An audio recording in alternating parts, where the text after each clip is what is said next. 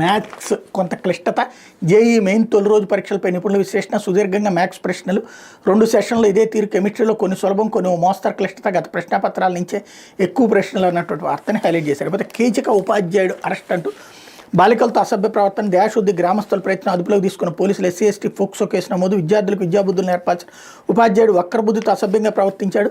అతను వెకిలి చేష్టలను చెప్పుకోలేక విద్యార్థులు ఎంతో కుమిలిపోయారు. కొందరు బడి మానేసి తల్లిదండ్రులు వెంట పనుల్లోకి వెళ్ళగా మరికొందరు వేరే పాఠశాలకు వెళ్ళిపోయారు. తల్లిదండ్రులు చెప్పిన మార్పు రాకపోతే చివరికి పోలీసులు వచ్చి ఆ కీచక ఉపాధ్యాయుడిని అదుపులోకి తీసుకున్నారు.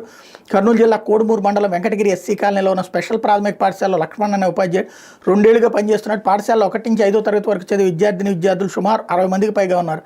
లక్ష్మణ్ కొంతకాలంగా బాలికల పట్ల అసభ్యంగా ప్రవర్తించసాగాడు. ఇతను తీరు తెలుసుకున్న కొందరు తల్లిదండ్రులు గతంలో మారి హెచ్చరించారు. అయినప్పటికీ తన ప్రవర్తనలో ఎలాంటి మార్పు రాలేదు. దీంతో తల్లిదండ్రులు బుధవారం పాఠశాలను చుట్టుముట్టారు. లక్ష్మణ్కు దేహశుద్ధి చేసేందుకు ప్రయత్నించగా తరగతి గదిలోకి వెళ్ళి దాక్కున్నారు. సమాచారం అందుకున్న కోడుమూరు ఎంఈఓలు వసంతలక్ష్మి, తైమూరు భాష అక్కడికి వచ్చి విద్యార్థులు తల్లిదండ్రులు ఉపాధ్యాయుని విచారించారు. ఈ నేపథ్యంలో ఉపాధ్యాయుడిపై దాడి చేసేందుకు గ్రామస్తులు ఏకమవుతుండటంతో గూడూరు ఎస్ఐ తెమ్మయ్య తన సిబ్బందితో అక్కడికి వచ్చారు. లక్ష్మణ్ను అరెస్ట్ చేసి పోలీస్ స్టేషన్కి తరలించారు. బాధిత పిల్లల తల్లిదండ్రుల ఫిర్యాదు మేరకు నిందితుడిపై ఎస్సీ ఎస్టీ ఫోక్సో చట్టం కింద కేసు నమోదు చేసినట్టు కోడుమూరి తబ్రేజ్ తెలిపారన్నటువంటి వార్తని హైలైట్ చేశారు. కూటమి